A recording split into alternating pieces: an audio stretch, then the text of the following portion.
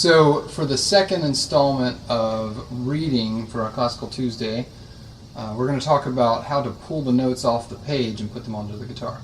We talked last time about the natural scale and the chromatic scale, and today we're going to learn to apply some of those notes to a context where you have to read them and actually use music to play them, to find out what notes to play.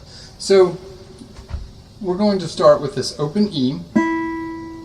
Now this E is found at the top space inside the treble clef staff. For guitar we read treble clef down one octave. Unlike this exact frequency would be found for piano music, would be found at the bottom line of the treble clef staff. But for us, it's the top space.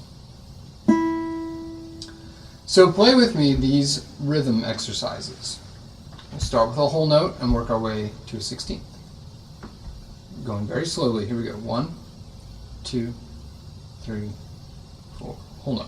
1, 2, 3. Half notes. Quarters.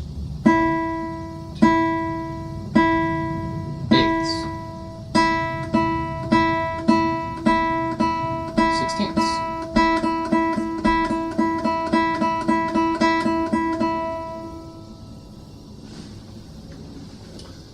So now you're somewhat familiar with what the rhythms, different rhythms look like, and where one of the pitches is. Now let's return to pitch for just a second.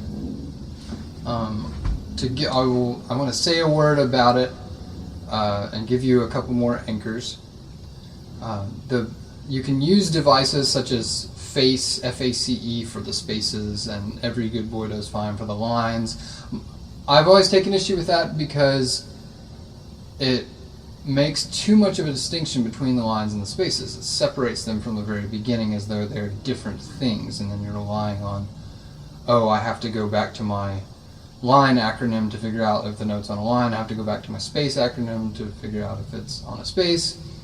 Whereas you could simply pick one note, and I would advise just stick with E. This is first string, bottom string, open E, top space of the staff. Pretty simple to remember. It's also easy to remember it's the bottom line. So you have E's kind of surrounding the staff. And if you can remember that, then everything else works in alphabetical order. So for instance, this F is the top line of the staff, right above the open E.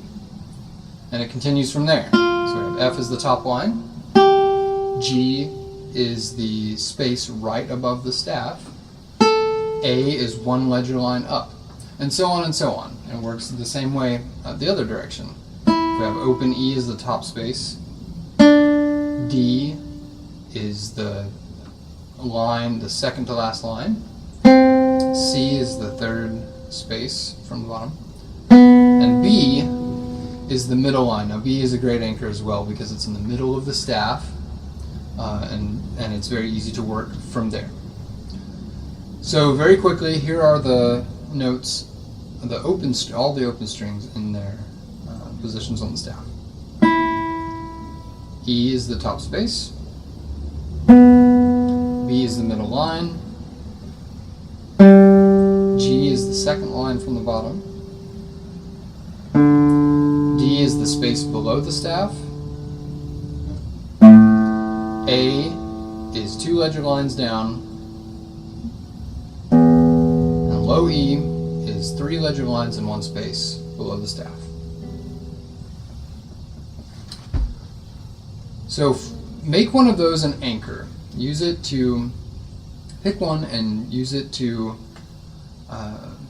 orient yourself around and to find your way around the staff.